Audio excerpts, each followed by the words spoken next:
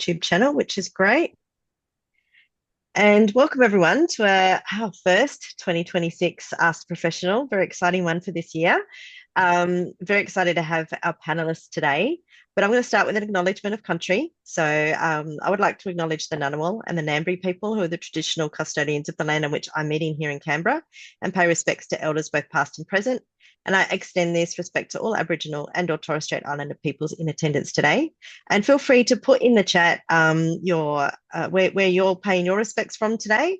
Maybe even share your name and your role.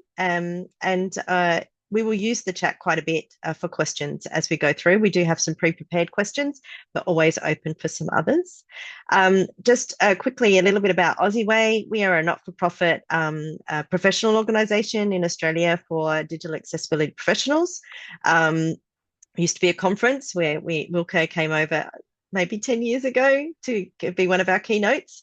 But now we are doing our online professionalisation and providing membership through different ways. And we've got some very exciting news today around our new mentoring with Mutual11y, which we're very excited about as well. So to get us going, I might just hand over to Jaunita. And if you would like to please do an intro and introduce your panelists for us today.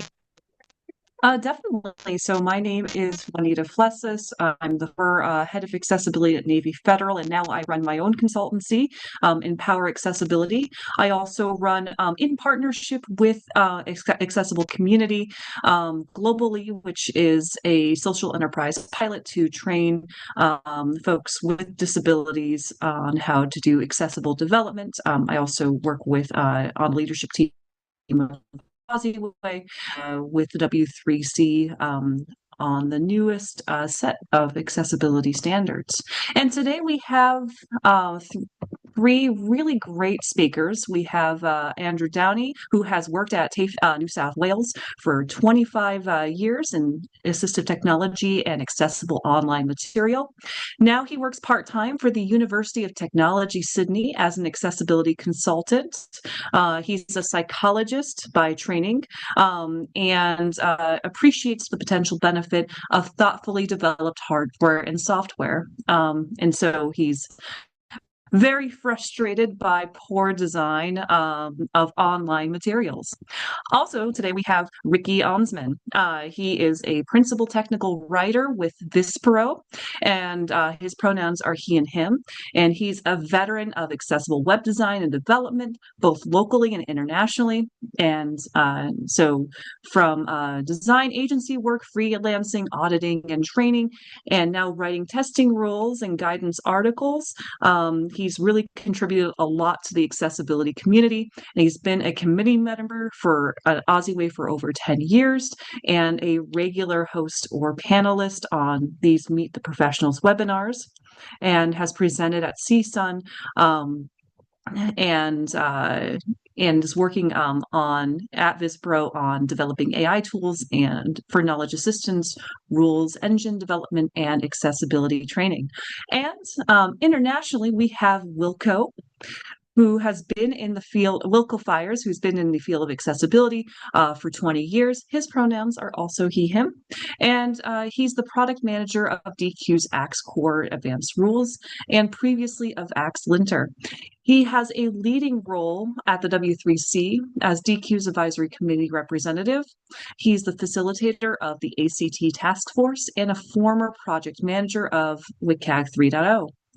On behalf of DQ, Wilco managed the EU-funded accessibility projects, WAI Tools and WAI Coop, and regularly does public speaking on various topics related to digital accessibility.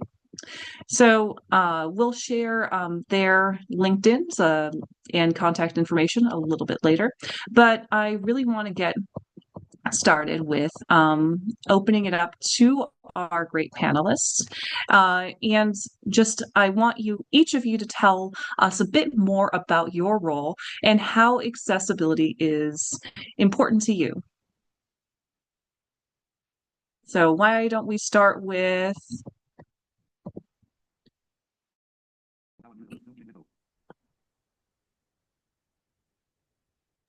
You froze there at the key moment. I think it's froze at the Just when you were about to say who is going to start. Ricky. Ah, okay. I shouldn't break my mouse. My role at the Sparrow has grown over the years. I've been with the company for 5 years. And for those who don't know, the Sparrow is the parent company of TPGI, which used to be the Pacello Group, who do accessibility auditing, and also Freedom Scientific, who produce the JAWS screen reading software, and a couple of other entities that focus on people with low vision hardware and software. I started there writing training courses. We realized that our clients were asking for training in accessibility, doing their own accessibility audits. And then our internal accessibility engineers started asking for the same training as well. So they brought me on board to revamp the training that was already there, bring it up to date, put it in a new format, all that kind of stuff. And then because I'm a busybody, I got involved with the rules engine, which is what we use as guidance for how people do their accessibility auditing. And that involved basically writing rules against the Web Content Accessibility Guidelines, creating testing procedures, and then providing solutions for issues that were identified. And out of that, I started writing longer guidance articles and blog posts, and I became the principal kind of content technical writer for the company. All right, great. How about you, Andrew? Okay, as you mentioned in the intro, I have a background in technology and psychology. My work at TAFE, New South Wales, um, more and more pivoted towards webby type stuff. Um, and I developed a fair bit of knowledge. Well, um, shall we say, a jack of all trades knowledge of HTML and CSS and JavaScript, um, which became helpful for testing purposes and even writing some demonstration products. When I worked there, I got sick of people coming to me with educational quizzes and saying, is this quiz accessible? And I just kept saying no, so I thought I better write some that actually are to demonstrate that it's possible. So yeah, that was fun. I suppose essentially retired back about 7 years ago, and after about 3 weeks was bored, and a position came up at UTS, and I work there now 1 day a week because I'm lazy. Uh, and my title is accessibility consultant, and we have quite a number of them in the unit. Most of them work all the time, and they deal with students on who have disabilities and do a lot of work with them on making any adjustments that are necessary, etc. My role, quite specifically, is to talk to students about technology that might be helpful to them, which I quite enjoy because I suppose some people think I'm a nerd, but my real interest Aren't we is all? yeah, my real interest is in helping people to get the most out of life, and if that involves technology, then that's good. But I don't see the technology as the solution in itself. In fact, one of the important things I want to get across to people is sometimes the importance of skill development. So one can have all the fancy equipment, but if you don't know how to use it, that's all a bit silly. So in my spare time, I like checking out the latest in tools and equipment that can be useful, and I can spend a lot of time doing that because I'm a masochist, I suppose, and trying to somehow keep up with what's happening in this this ever-changing world, which I'll say more about afterwards. But yeah, so that's I think enough about me for the moment. All right. How about you, Wilco? Yeah, so I've been in accessibility I kind of like to think all my life I've I've got a disability. I've got friends with disabilities. And so it's a subject that's interested me forever. I learned about screen readers when I was, I think, 9 years old. Um, Wow. and they've just been interesting technology to me. And I started learning about web accessibility right around the time I started learning HTML, like 12, 13 years old. And um, I really got going professionally when I found a job doing accessibility audits. So I've got a background of like 10 years of doing first WCAG 1 and then WCAG 2 audits. Um, and the thing that struck me about that kind of work is it just it was helping, but it wasn't moving the needle Am particularly. I frozen or Um, okay? you were frozen. I hope I wasn't for the recording. Um, so I did accessibility audits for almost 10 years, and the thing about them is it just um, you do one site and then they'd fix some things, and then you do another audit and they'd fix another couple things, and sometimes things would regress, and it was such a slow moving thing that I really started thinking about how do we do this better? How do we move faster? And at the time there were accessibility tools out there, but none of them were really at the quality that I was expecting from audits, that my customers were expecting from audits. So I started getting involved in some tooling. Um, at, uh, and the first, there was some funding for European tooling. But when DQ came out with XScore, I thought, hey, that seems like the right kind of tool, the right kind of solution. And I need to find a way to get involved. So I applied and I got a job for DQ pretty much straight away. And I've been involved in XScore work pretty much ever since. So that's almost 10 years now.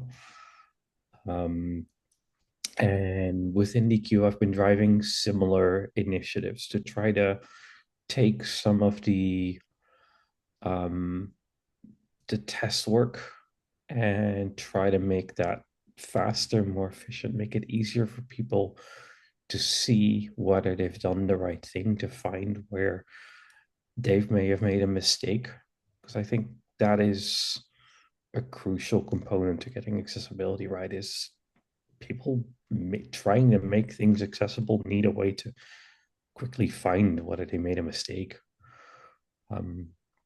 So that's really been my focus in the last 2 years. That focus has shifted, as I'm sure it has for everybody else in this, working on similar things towards using AI technologies, large language models, computer vision models, other kinds of solutions to try to see how far can we push that, how much more can we do to make testing more efficient.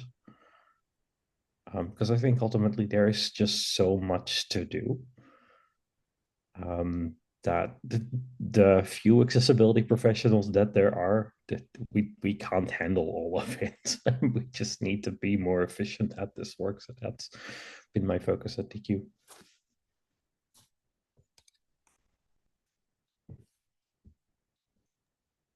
Oh, Juanita, And you I froze again. utopian future. Sorry, Juanita, you're freezing again. I don't know if it's internet connection or Am I still frozen? oh, you're back again now. All good. Am I back? Yep. Yep. Okay, great. So that's an excellent segue into our second question. And I'm imagining a utopian future. Some people might call it dystopian, where AI decides I have absolutely no decision fatigue and I can focus on things that basically how I use AI. To all Sorry, the Juanita, you're panelists, still how do you use AI to either still frozen? Okay. Let me No, just no, no. change my internet connection. Cool. I think the question here was how do you use AI currently? Is that right? How do you use AI today? Yep. Yep. And who should we start with first? Wilco, did you want to start? Sure, why not? Let's start with yeah. How do I use AI today? I use AI for a whole ton of things for my work. Firstly, I'm using AI in the tools that we're developing. We're trying to develop tools to try to find more accessibility things automatically, to try to give informed recommendations on how to address accessibility issues. So it's really broad. It's right now, I think one of the challenges is trying to figure out what are the things that AI is reasonably competent at.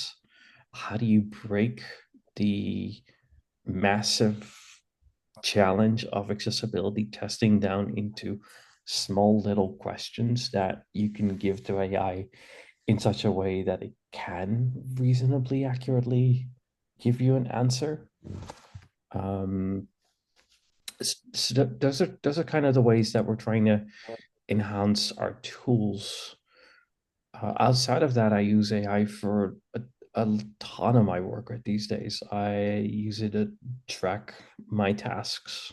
I've got a little to-do app set up that AI has access to, that I ask it, hey, what do I have on my to-do this week? And what are the priorities? And can you update this and that and the other thing? I use it to just get an overview and get a quick sense of what's going on and to be able to report back. I use AI for all sorts of writing tasks. A lot of my first drafts are me sparring with an AI on certain topics to write blog posts, LinkedIn posts, to write proposals for my team. I use AI a ton for writing code. Writing tasks is definitely a thing is that AIs are good at going through code bases to figure out how certain tasks are done. I'm more and more involved in code bases that I am not the primary developer of. So I need to figure out how these things work, and asking an AI is a heck of a lot faster than trying to figure it out all of myself. So there's very little I don't involve AI in these days in my professional work. It's an awful lot.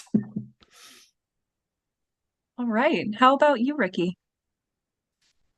Well, I'll preface this by saying that I've changed my views on AI quite recently. And this is largely because I just read Sir Tim Berners-Lee's autobiography, and he speaks there very logically and sensibly about the positive side of AI, what AI can be and can do. And that's made me really look at a number of things. First of all, in general life, how much I use AI already. And there I'm talking about things like Google Translate, which is fantastic for just translating quickly. And they moved to an AI model in 2016. Before that, it was kind of a calculations, algorithms based, but it was, slow and clumsy and largely inaccurate.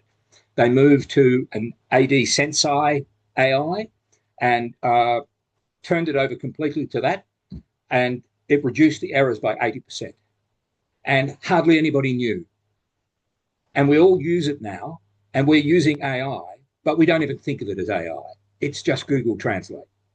And so that changed my views quite a bit. On a practical level in my day-to-day work, I've come to use it quite a lot, much in the same way that Wilco does for things like writing drafts. Being a writer myself, I've yet to see a draft that AI produces that I go, well, that's better than I could have done. But I think that will happen. And that's also me being prideful and arrogant. But I do use it in things like we have accessibility engineers who write blog posts for us, quite technical blog posts. And sometimes they're actually technical beyond my capacity to judge how accurate and technically correct they are.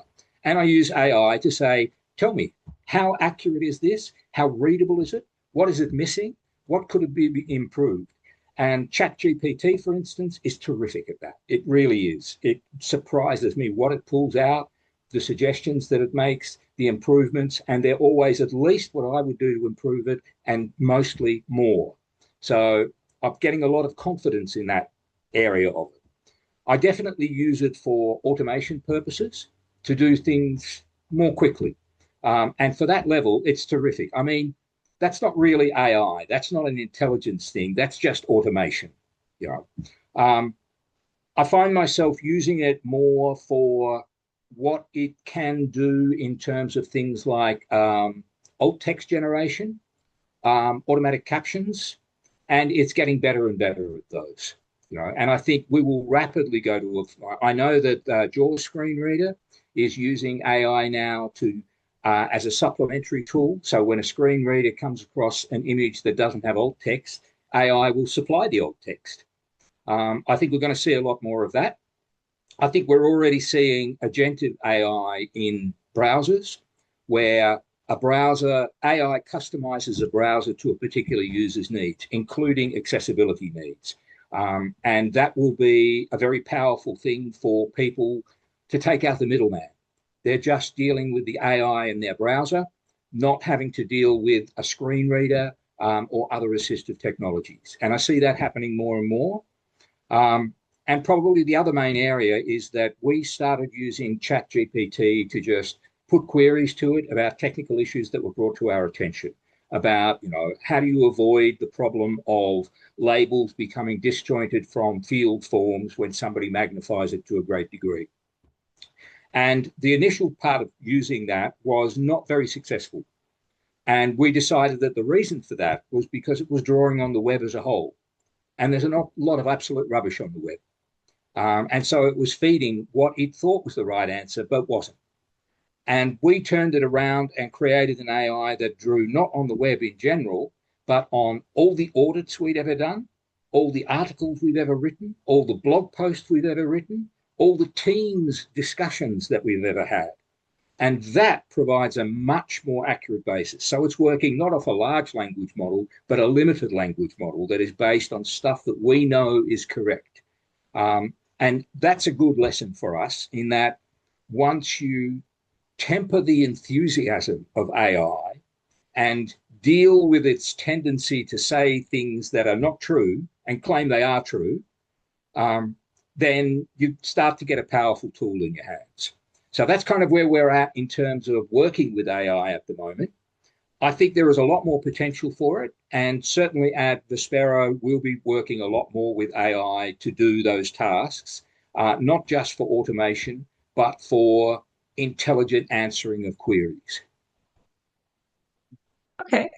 And how about you, Andrew? If someone had told me 3 years ago, I think that date's about right. If someone had told me 3 years ago that I would have an app on my phone where I could take a photo of the room I'm in or the countryside I'm in or whatever, and get a detailed, accurate description of that scene, I would have told them they were stupid, or at least they were wrong. And that for the last 2 years, I've been using an app on my phone called Be My Eyes, and it's quite remarkable. And one of the things that surprised me about it, as someone who's had essentially, or had very limited vision from birth and no vision since the age of 15, I always said, well, the visual world really is fairly irrelevant to me. I might take a photo of something to find out what's around, and that can be useful information. But what surprised me was how much I enjoy the descriptions. I was coming over the Sydney Harbour Bridge in a train and just took a shot out the window, and it was describing the harbour and the tall buildings and the ships. It's just wonderful stuff. I took a shot in my lounge room, and it described the different colours on the wall. I thought, oh, that's the that's the colour Brenda chose. Um, Wonderful stuff. So that there's practical applications, and there's just general enjoyment. My son doesn't bother telling me what the message is about anymore. He just attaches the photograph and sends it to me, and I just use either Be My Eyes or Seeing AI, etc., and get a description of that photo. You know, that's good. And sometimes I'll save the photo along with the description, so later on I can just go back and open the text version of it. So that's really exciting. Now that brings me to alt text, which Ricky touched on. This is a bit of a double-edged sword. It can be very useful to get a description of an image on a web page. So, for example, a friend of mine who writes articles on motorcycles wrote testing a particular motorcycle, and he was suggesting perhaps that he was doing wheel stands on the thing. So I took a shot of it and got it described to me, and it described it in great detail, which I sent to him, which amused him. So for that sort of information, it's really quite fun. My concern is that authors may well get the idea that well, we don't need to provide alt text anymore because people will have on their screen readers, which we do, facilities for getting this image described. While that's true, it would be a real pain in the neck if I had to have described every image to me just to find out whether it was even of any value or not. So I don't think that certainly in the foreseeable future we should be doing away with alt text. I think what we need is at least a brief description that tells the visitor what the image is about.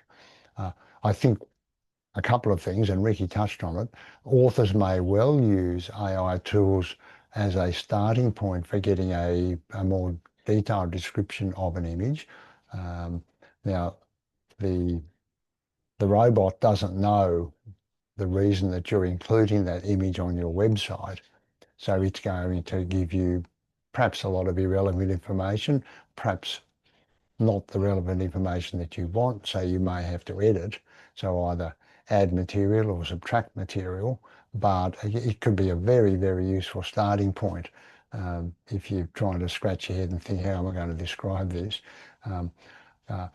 And I think also, and it hasn't been exploited enough on web pages, and I'm digressing just a little bit,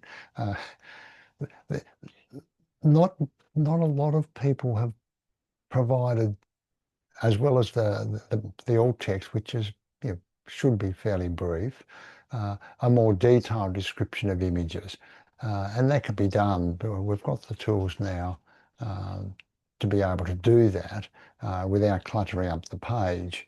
And I actually wrote an article for the OZeWAI website about that a year or two ago now, Ricky.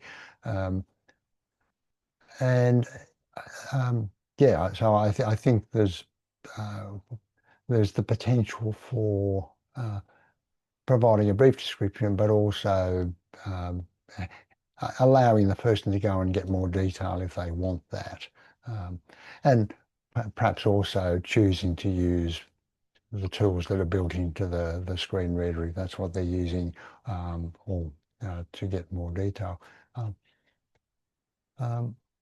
What else do I use it for? As I mentioned, That's excellent. I do write some code, and I find it really valuable for writing code because I'm pretty awful at it. So when I get an error that I can't sort out, if I drop it into, say, ChatGPT, And I like ChatGPT because it's very nice to me. It doesn't tell me I'm an idiot. It says, oh, you're doing a great job, but this line here is wrong. And for me, that's a really useful learning tool.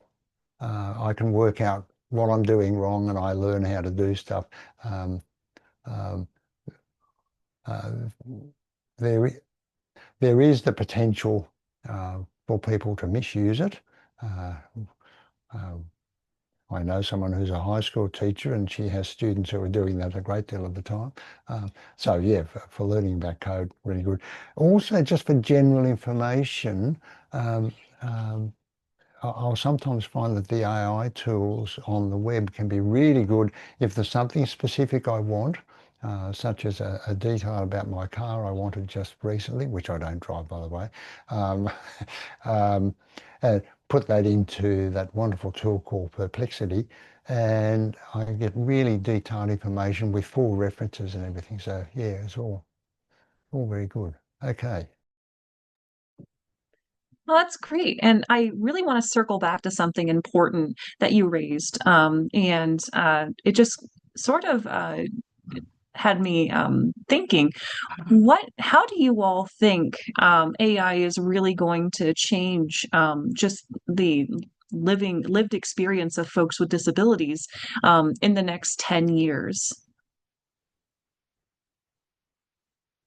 And maybe I'll start with you, Andrew, because I think you raised some of these points, and I think Okay. Oh dear. Oh. Yeah. I'm not a prophet. As I said, I've been wrong about this stuff a few times. When the first iPhone was released and a friend showed me his iPhone, I said, "Well done, Apple. You made a product that can't be made accessible because you're using a touchscreen." And then they brought out the 3G, which sort of put everything on its head. So yeah, I'm pretty useless at predicting how things are going to go. Um, there's certainly the potential for life being a lot easier or more straightforward. Um, I think about some of the facilities that are now available for people with severe physical disabilities. 10 years ago, yeah, probably 10 years ago, that's sort of so setting up an environment where a person, say, with who has severe quadriplegia, setting up a house for that sort of person was frightfully expensive. And now most of this stuff is available, through your general hi-fi store. Um, that's going to continue, I suspect. Um,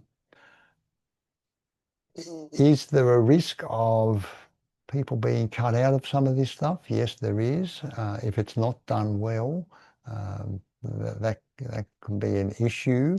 And, I mean, we have a bit of a complicated setup with our television at the moment, and there's no way I can turn the thing on and off and change to the appropriate channel just because of the way it's set up. I think there's the scope for making that sort of thing much more straightforward. Our television is supposed to provide audio descriptions of movies and news and such. My tech savvy daughter couldn't find it, so I think there's the potential to make all that sort of information much more readily available. I think I touched on cars earlier, certainly for people with physical disabilities, I think there is the potential for making cars much more friendly for those people. I'm not really expecting that in my lifetime I'll be jumping into a car and telling it to take me to place X, apart from the Waymo type taxi thing. But in terms of as a private vehicle, I don't think that's going to happen. So I'm pretty useless at this, at predicting the future. I'll let someone else have a crack at it.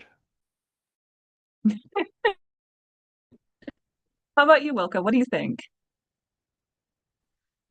Oh well, I think Ricky can have can speak more to what's going to happen with this attack. It's really hard to predict. Honestly, the things that AI can do today, I would not have expected it even 2 years ago. So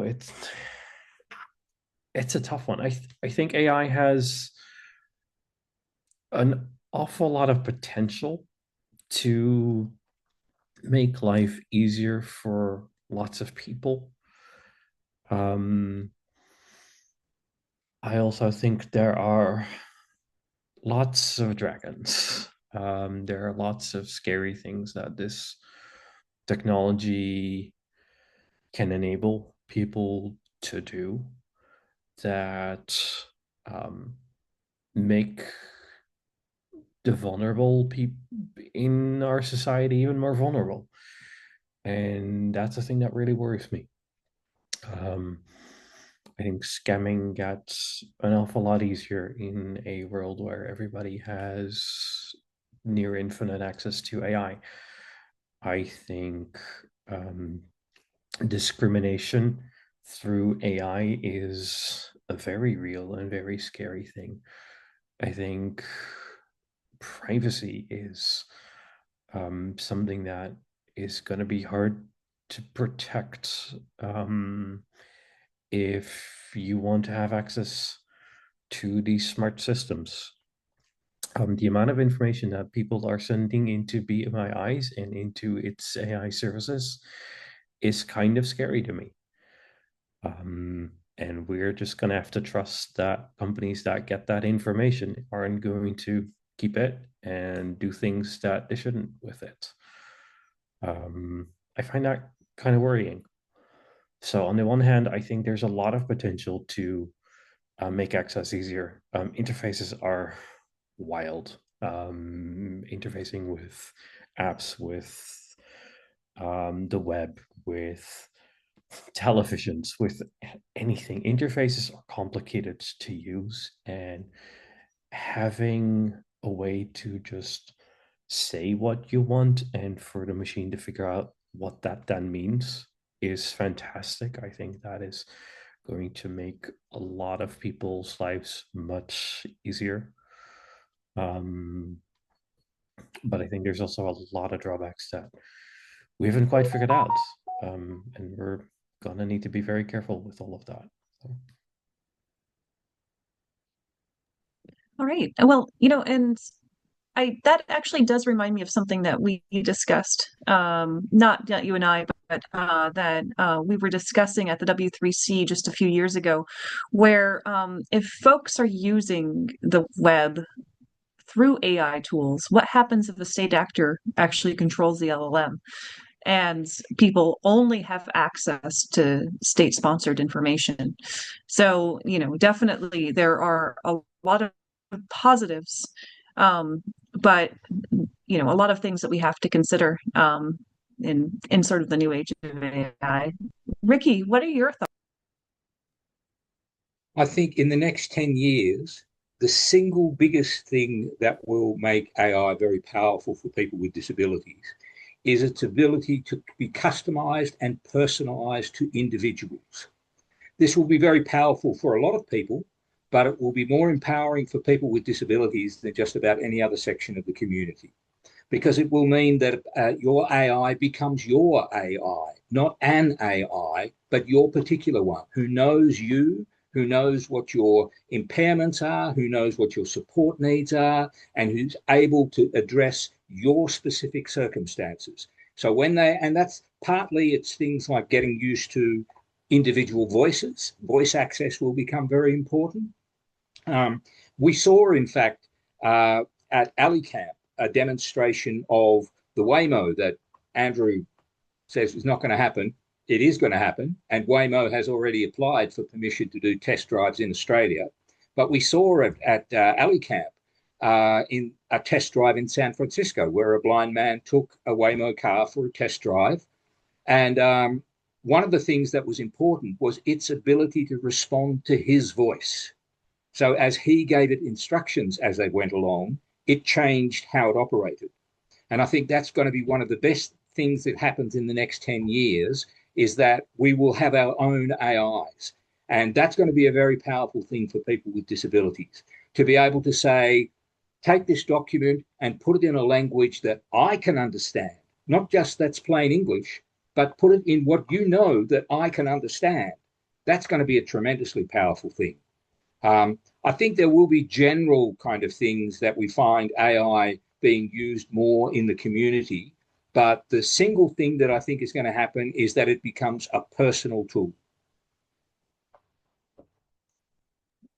Oh, it's really great. Yeah, personalization of the web is going to become really big. And it looks like we have a Yeah. question just sort of on this question from the audience. So Joseph, did you want to come off mute and ask your question? Yes. Yes, I just had a quick question.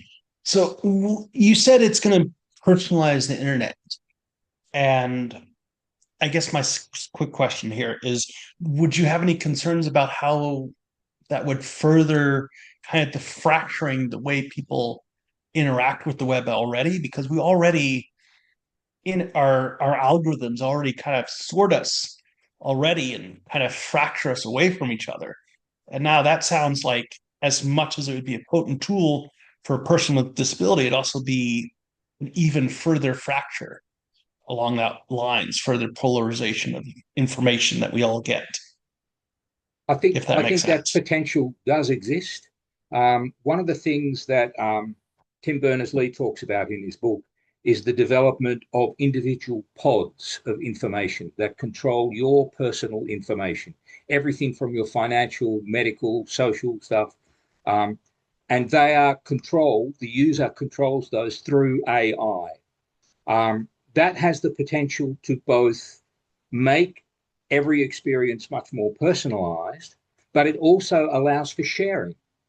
So it both enhances the ability to share information and perspectives among people, but it also protects their interests at the same time.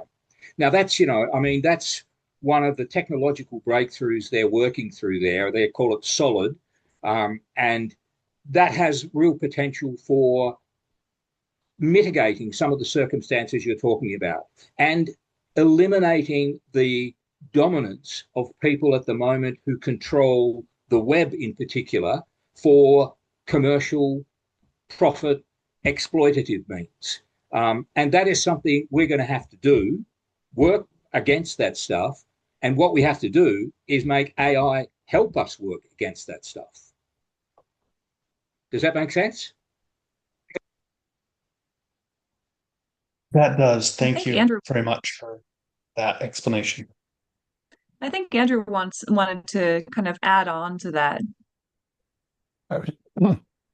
Sorry, while I choked to death. It was a different issue entirely, actually, but I was really, I wanted to get in before you asked the next question. I think one of the areas where there's potential, but so far it's brought frustration, is the area of independent mobility for blind people. It's on my bucket list that something really good will be produced before I go off the planet. I used a device, I'll say this very quickly, but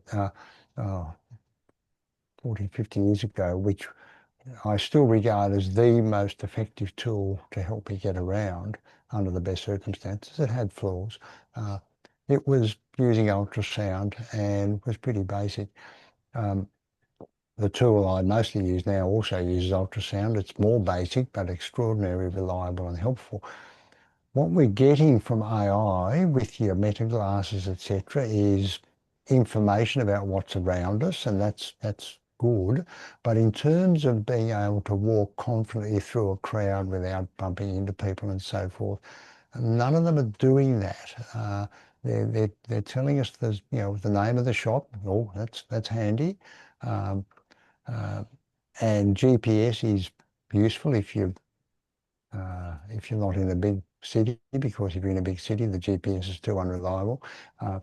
But something that would provide real time, and I mean within a millisecond pretty much, of how far away everything is, and the distance is really crucial. And I'm sure AI can do it.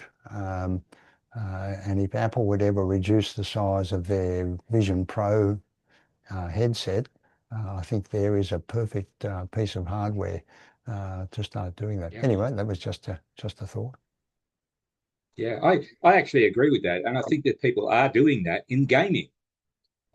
Their blind people are really finding ways to use the technology to, within a game, be able to say, where am I exactly? What's in front of me? What's going to happen? What will I do here? How can I get around this obstacle? And a lot of that is AI informed.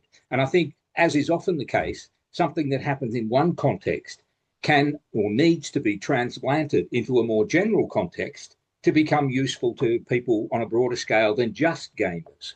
Yeah, one of the pitfalls is that a lot of these tools rely on synthetic speech, which can be useful, particularly if it's giving you the name of a shop or a street or something. That's really important.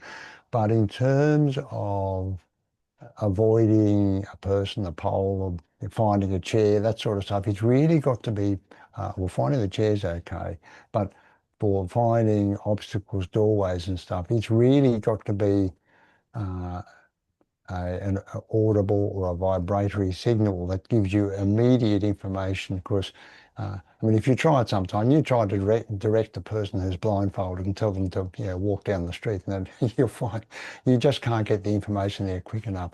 I was involved with a project a couple of years ago, and a prototype was built, and I described it as a sighted person's solution to a blind person's problem. It really, it didn't meet the needs at all. Thank you. That actually reminds me a little bit of an Australian researcher here in Melbourne that is doing some studies and some research into echolocation for spatial awareness in video games, and really can see some use cases for spatial awareness in other contexts, like for walking down the street. If you were to get a 360 lay of the land, how that could actually, to your point, Andrew, sort of give people more of a soundscape to operate with. What are your thoughts, Wilco? It's definitely fascinating. I think it's kind of hilarious that video game tech might end up helping real world solutions. It's a fantastic opportunity, I think. The information overload is a challenge there, but it seems like a solvable problem.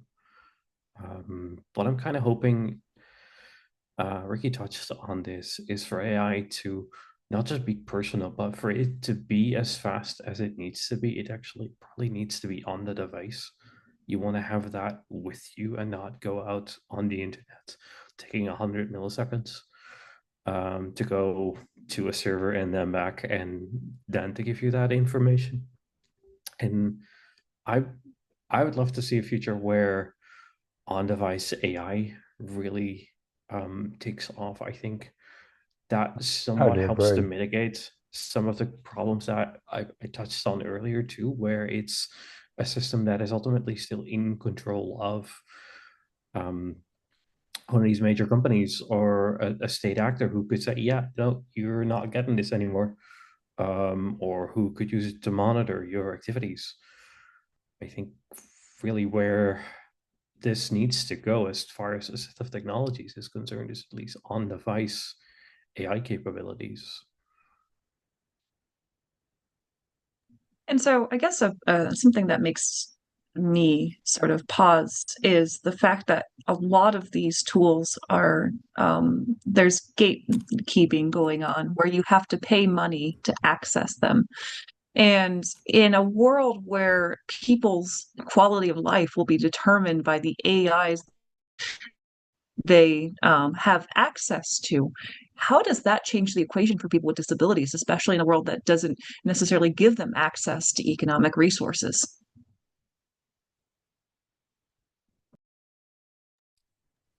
I It's think a that's very a massive complicated issue. question. Yeah. Yeah, it's and this is a thing that I mean, it's been a problem with the web ever since the web kind of became a tool of the internet, of how we give access to the web equally to people in all sorts of circumstances. I must admit, until I read the TBL book, I didn't even know what net neutrality actually meant. The idea that people have equal access at all times. Now, because it's a commercial service, what will happen is the commercial providers will say the people who pay more will get better and quicker access, which means the people who have less resources and income are going to get worse service. That's not an AI function. That's just a practical, commercial, technical choice that is made. And these are the things that we have to really think about when it comes to AI as well, because we know, and we've skirted around it, but we know that there's stuff being done at the moment with AI that is atrocious. Deep fakes. How do we prevent that happening? The impact of that on people who have less economic resources, who are less empowered than the very well off, is huge and awful. Yeah. And it's we have to ask ourselves, does that mean we regulate AI? And there's a lot of people who say that's not the answer. You can't regulate AI. You have to find other ways to put checks and balances in place. It's a tremendously difficult question, and it's going to get more difficult because we know that there will be people who use AI for nefarious purposes. And the people who are going to be impacted by those nefarious purposes are going to be the people who are the least well off, people with disabilities, young people, old people, women, people of different cultures. And we see that happening already. And we have to find a way to control that. I don't know how. Andrew, I saw that you sort of looked like you wanted to jump in, and you're on mute. Oh, Andrew, you're on mute. Let me just unmute you. Oh, I can't. Okay, I'll come back to you. Wilco, did you want to comment on this point?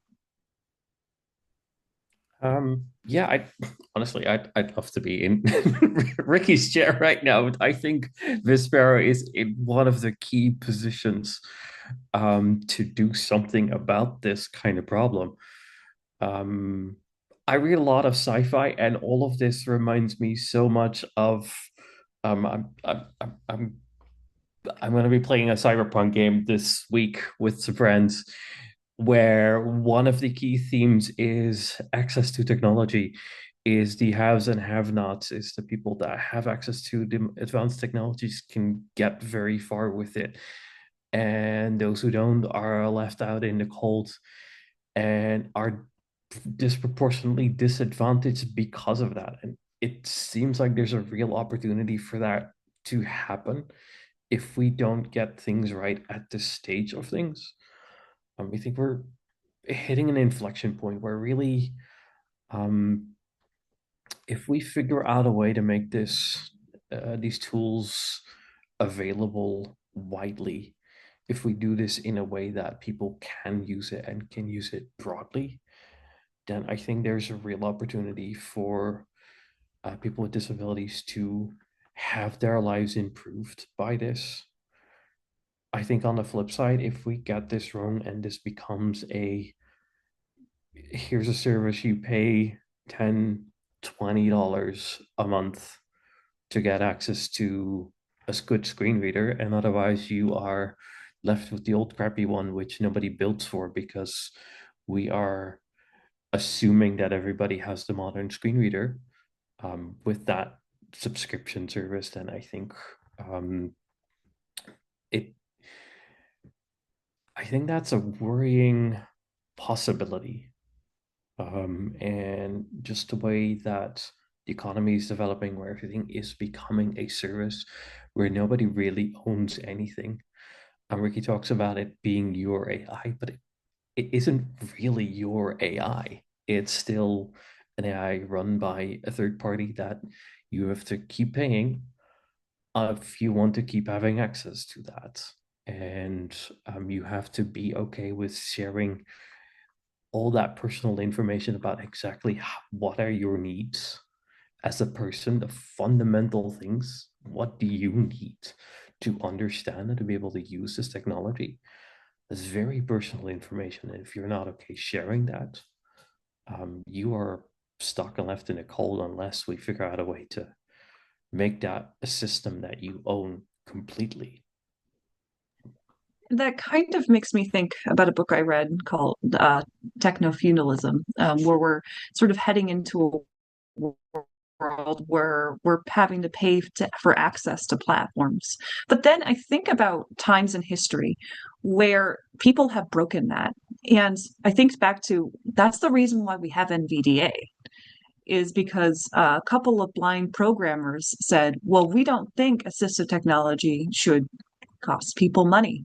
And so they built a completely free screen reader that you can use on Windows devices that is now the world's second most popular screen reader. And I'm wondering, does that really should that be sort of our what we should do as a community is should we try to create tools and such and try to combat the privatization of all of these games? I think that's a very Ideally, valid yes. point. Sorry, Richard. Go ahead, Andrew. I've got it working again now. My Zoom updated itself a little while ago, and it's messed a few things up, which I was trying to sort out earlier, and it got me into a real knot. Apologies for that. Yeah, it's a real issue. I think of the iPhone that I own, and I bought a fairly expensive one because it has features in there that provide me with potentially quite a lot of useful information, and less expensive iPhones don't do it. And in particular, it includes LiDAR in the camera, which they didn't put there for my purposes. They put there for people taking photographs. But LiDAR allows very accurate distance measurement. And as I touched on earlier, that's one of my hobby horses. Yeah, so I have, because I can afford it, a more expensive phone that gives me facilities that someone who can't afford that sort of phone has. So, yeah, those sort of inequities are always going to happen. But as much as we can, let's try to get rid of them. And going back to what I was saying earlier on, things like Be My Eyes, Seeing AI, PixieBot, they're all free apps. Soundscape, another free one, and there's several others that have come to my mind as well. So people are providing these tools that are allowing people to get access to all this information, and it's great that it's happening without having to always pay a lot of money. But there is the issue that some of the more expensive hardware is going to be needed to perhaps to get the best, and we need to find ways that people can afford that. Yeah, Ricky, I I think agree you with wanted that to jump in. entirely. Yeah. Yeah, and I would say, Wilco, you're absolutely right. Vispero is at the forefront of that struggle. They've got to figure out, we've got to figure out, at the moment, the attitude is add more bells and whistles, and that justifies the expense. I don't think that holds up in the long run.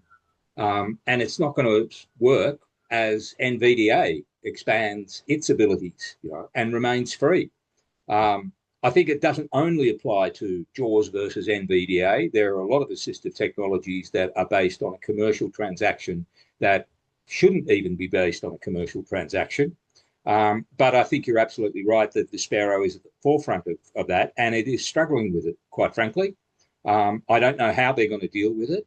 And it's kind of weird being in a position where I see that from the inside, but I can't actually influence it in any way. You know, and that's frustrating, quite frankly.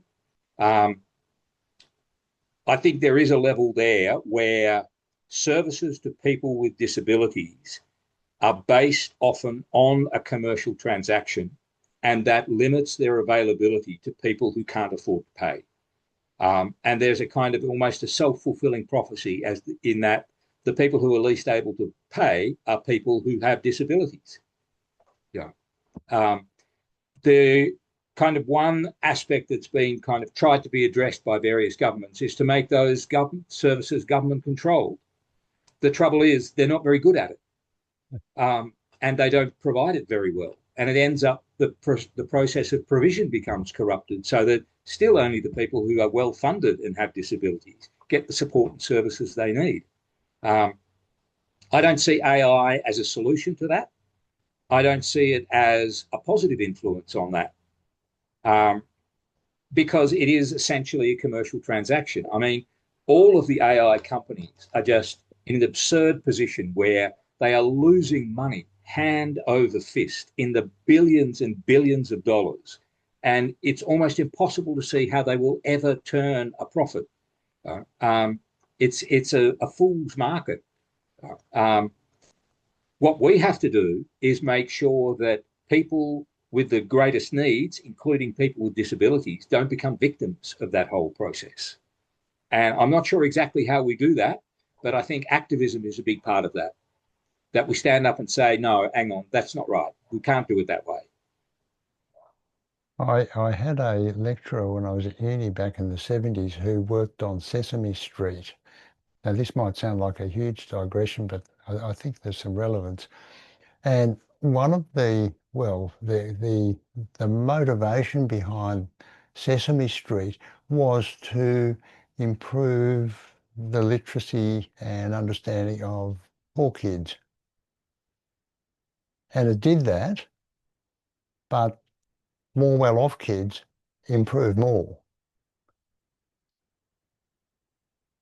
And that's because they had the background and so forth to be able to make more use of the information. So as much as it's a financial thing, it's also an educational thing. So if we have kids with disability leaving school without a thorough grounding in technology, then they're not going to be in a position to handle or get the most out of all this new stuff. And it makes me think about the global community. The fact that we already have 1 billion people excluded from the web itself, just because the web isn't accessible. How do you think AI is going to reduce those inequities and create a world where we have folks, everybody able to access the web and have a community that where folks can learn from each other so that disability isn't hidden? There's the next 2 hours gone. Yeah, I mean, so people in countries where they aren't generating enough electricity to have a reliable internet, that's something that needs to be addressed, and it's not an AI issue. It's an equity issue, and unfortunately, some of the richer countries are moving away from the model of trying to provide equity throughout the world. It's us first, and everyone else can just go away and entertain themselves, and that's a real shame. And until we can get communication throughout the world, up to speed, then that gap's going to maintain, I suspect. On the other hand, I have heard, now it's not an AI issue, but the mobile phone, the cellular phone for people in relatively poor areas has made a huge difference to them in their ability to trade and so forth. So if we can just get the infrastructure there, then the potential exists. And Ricky or Wilco, did you want to hop in? Sure. I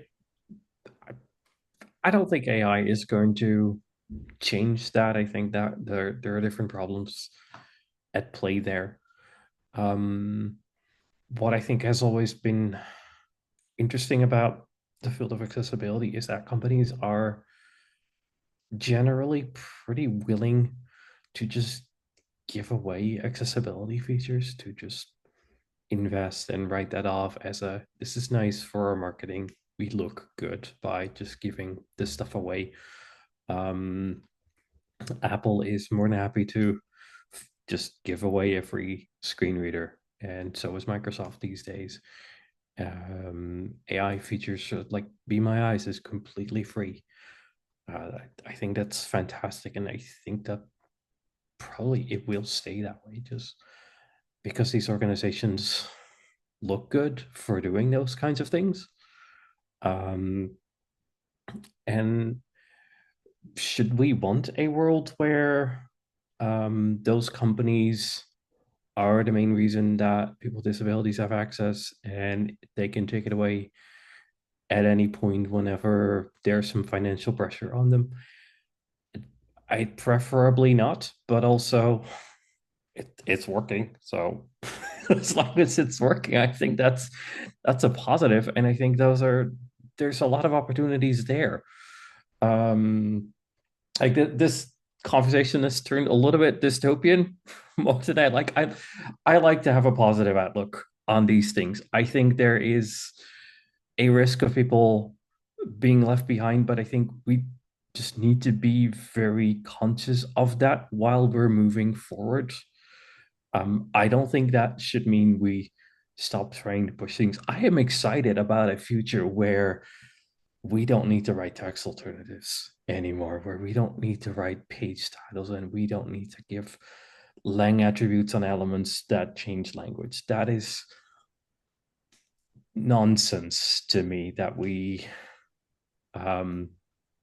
if we're still doing that 10 years from now. Some of those things I think we can already do. Some of those things are a little bit too slow today to be effective, but I think we should be getting there. These are solvable problems, and I'd like us to push in that direction and continue to push in that direction. We just need to make sure that we don't leave people behind while we're doing that.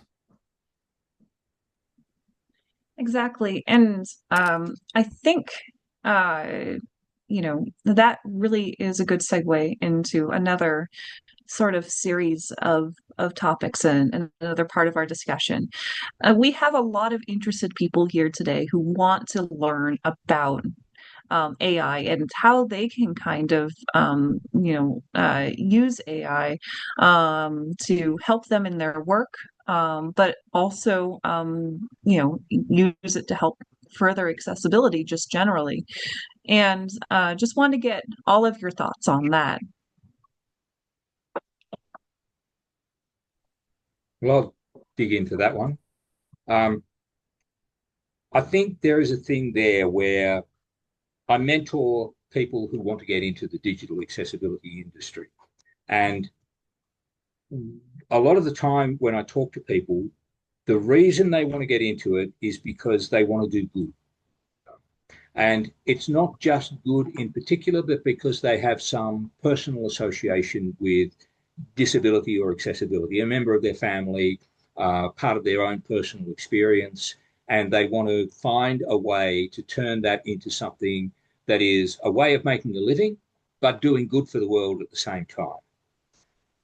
The perspective that I bring, and it touches on what we were just talking about, is on the one hand, I see some real advances certainly in the last 25, 30 years that I've been working in the industry, of just day to day around me, people with disabilities are more visible. They're more part of the community as a whole, and nobody really blinks an eye at it. The fact that there are several people in wheelchairs at the supermarket when I go there, nobody stares, nobody kind of goes, wow, that's weird. And if somebody can't reach something on a shelf, somebody else helps them. It just is like normal, And this is a big part of it, the language that we use. We need to get to the point where we consider that people with disabilities are normal. They're not, not something to be fixed, not something that is a problem. And we still haven't done that. We still use language unconsciously that negatively portrays disability all the time. That TV show is so lame, I nearly crippled myself doing that. Those people are blind to the obvious, that's my, and all of those metaphors are negative. And we've got to stop doing that. We've done it with, like a lot of other areas, sexism and racism. There are things you just don't say. And yet people still get away with using the R word to describe people just in casual conversation. We've got to change that. And that's something that AI can actually help with. So when you're doing writing, you don't let your AI use those kind of terminologies. And it can actually help to change the way we express the world, At the same time, I see people like Jenny Lay-Flurry from Microsoft, who has just been promoted from Chief Accessibility Officer to something like Chief Technology Officer, which means a person with a disability has been promoted out of a disability-specific role into a more general management role. That stuff is really important, and we need to see a lot more of it, And whatever AI can do to empower those kind of changes, then I'm all for it. Sounds amazing. And so for folks just getting started out, what first steps that can they take to sort of and get into all this and to start learning and to start understanding and seeing where they fit in this AI landscape? I'll take a more technical, I suppose, approach rather than a social one, which I totally agree with, Vicky, but I think people need to start from the basics and understand the basics. And I've met people who have the best intentions in the world in terms of making stuff accessible, but don't really grasp the basics. And I read something recently about AI tools. If you want your AI tool to make sense of your web page needs to be structured well. Because if it's all over the place, then the tool's not going to make the best out of it. Whether that will change in the future, I'm not totally sure. Certainly at the moment, providing good structure to whether it's HTML, Word documents, Google Docs documents, PDFs, if you don't have the structure there, then it's not going to work as well as it should. I ran a session at work a couple of months ago on structuring documents, and I hope it was useful because I've said for a long while now, if universities and schools and such and businesses structure their documents correctly, we largely remove the need to be remediating documents at all. If we just did them properly in the first place, and I talked to people at other universities, and quite a lot of them are still talking about how we're going to get this into the appropriate alternate format, and they're doing all sorts of heroic things. At UTS, we don't do much of it because we have a wonderful unit that has done a lot of work in helping academics to prepare their material so that it is done properly in the first place. And that just resolves so many issues, and it sounds a bit tedious. How do we structure the heading? But the other thing I say about that is that once you know how to do it, it actually saves you a huge amount of time. So for people who want to start doing accessibility well, start with the basics. Get your document structured properly. Understand color contrast. Understand tabbing. A colleague and I often comment because he comes across websites where he tabs and the cursor disappears, and I say, well, how do you do this? I don't know, but people manage to do it. Yeah, so I think that's probably my rant for the moment. I think it's a good rant, and I think there's a level there where AI can actually help, but you have to specify it. So when you put into ChatGPT, show me a well-structured form, and it comes up with a whole bunch of ARIA in it, great. Now show me the same thing without any ARIA at all, and it will do it. It will come up with a semantically formed document that works. The trouble is, it doesn't remember it. So you can't say, don't ever show me ARIA again. It'll do it again the next time. Yeah. And that's where we have to get more training into AI to say, I don't want that. I want this.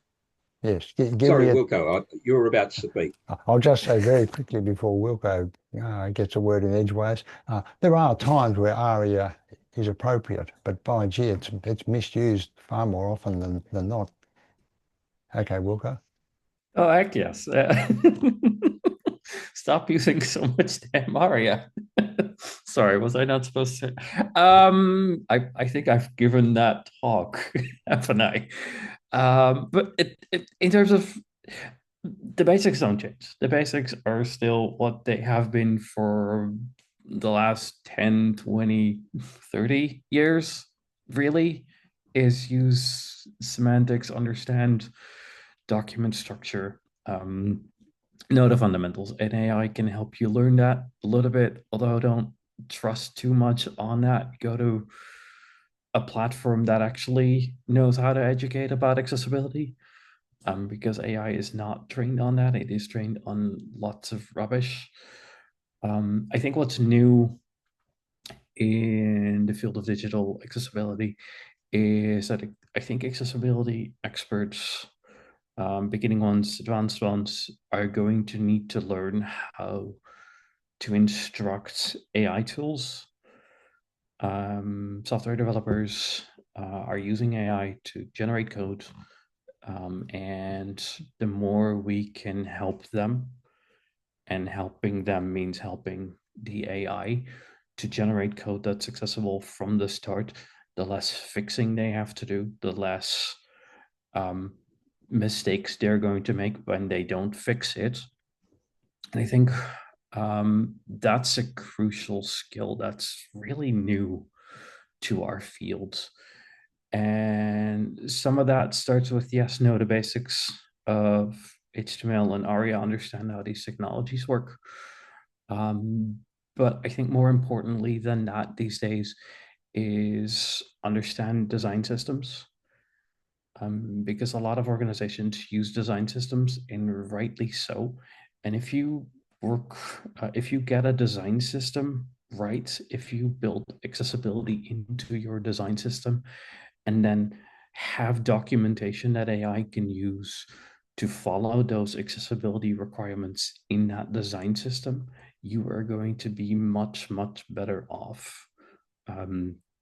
The code generated by AI agents is going to be much more accessible from the get-go, which means less correcting necessary from the developers, which means an overall more accessible product. So I think that's kind of a new direction that I'm seeing coming from AI, is instructing AI how to use your style guides, how to use your components to make things accessible. No, it's almost like they're not only would you see more like instruction of AI, but almost a whole new job category for folks that create AI tools that maybe work on these large language models themselves, who also are accessibility experts. Yeah, I think that's a new skill set in the market.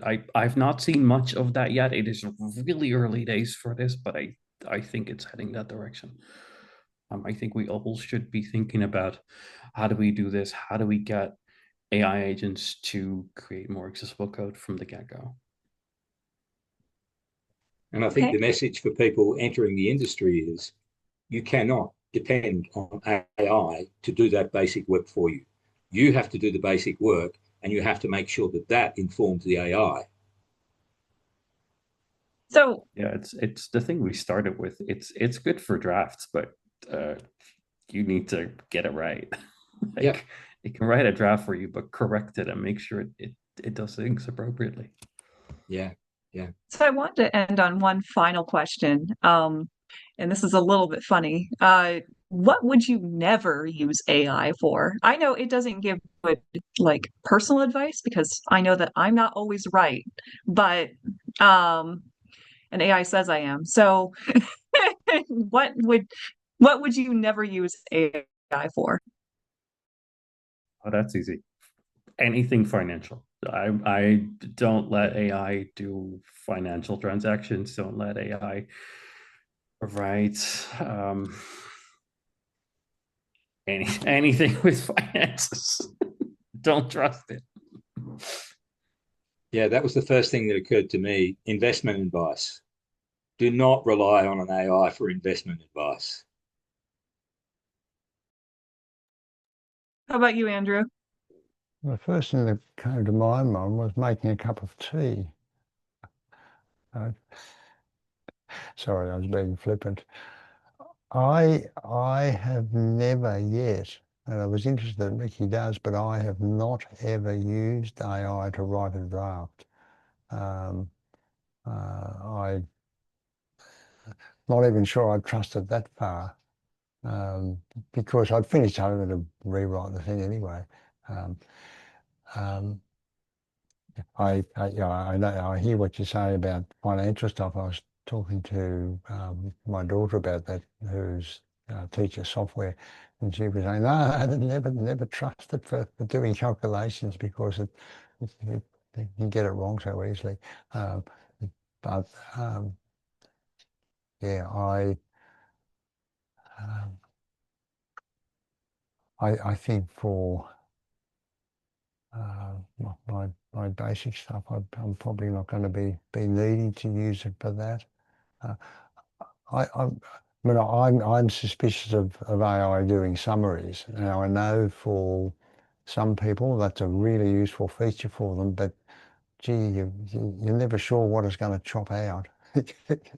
um, it's a bit like having someone else take notes for me. You know, are they going to take the sort of notes that I want, or something that's meaningful to me? And um, I'd much rather uh, take responsibility for that myself.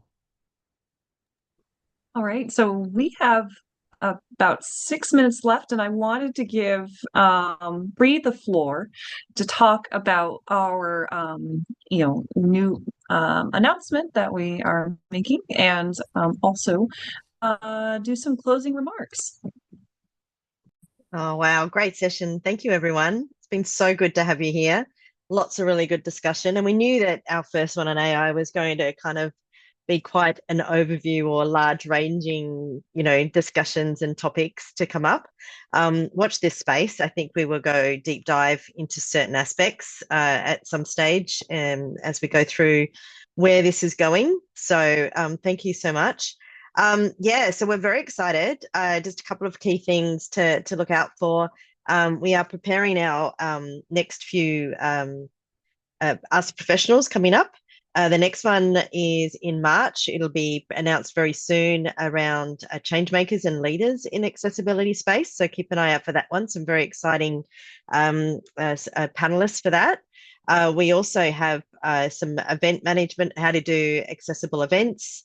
And we've got a lot of other ideas and topics, but we also ask you in our survey what kind of topics you'd like to see. So please share those. We also have a couple of partnerships that we've just started to promote. We're still getting into the details. One of them is Mutual11y, which is our mentoring, the global mentoring program. So join OZeWAI and you can then be a protege or mentee, however the words you'd like to call it. Or if you are experienced, we are always looking for mentors as well. It has a framework, it has all the benefits, everything all set up to do that mentoring for our members who are probably doing it already for a lot of people. So please sign up for that when that comes out to the members list. And those interested, please look to join as well. The other partnership we have announced in our newsletter, and actually I might just go to Ricky. Do you want to give us a little bit of an update on with what did you receive in the mail this week, and also how does that connect with our other partnership with ABRA? Well, we've done a bit of collaboration with ABRA, who are a company based in the Netherlands focusing on mobile accessibility. They have, through an arm of their organization called APT, produced an APT handbook for mobile accessibility, which is pretty much a Bible for mobile accessibility here and now. And they have made available to us several hundred copies of those books, which we will be making available to members and for free to people who come up to OZeWAI booths at the various events that we're present at, like UX Australia coming up in August, other web directions events, and so on. ABRA has also agreed to make some of their specialised training programs available to, on the one hand, free to subscribers of our newsletter and people who attend events like this, and then more deeper dive training programs to OZeWAI members. So it's another reason to become an OZeWAI member. You get free access to some very sophisticated deep dive training programs on mobile accessibility. That's great. Yeah. And just on that too, I think there'll be some books at the Perth yes. Digital Accessibility Conference. Yep. Yes, that you and Juanita are both speaking at. We'll have to get you over for a future one, Wilco. Not this year, but maybe next year, hey? Love that.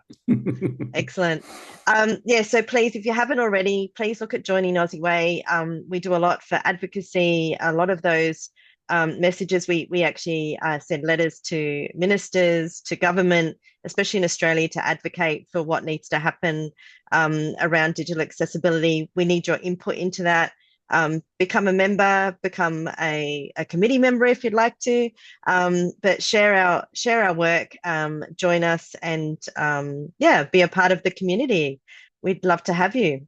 And thank you everyone for joining us today. Really appreciate it. And thank you for our wonderful speakers.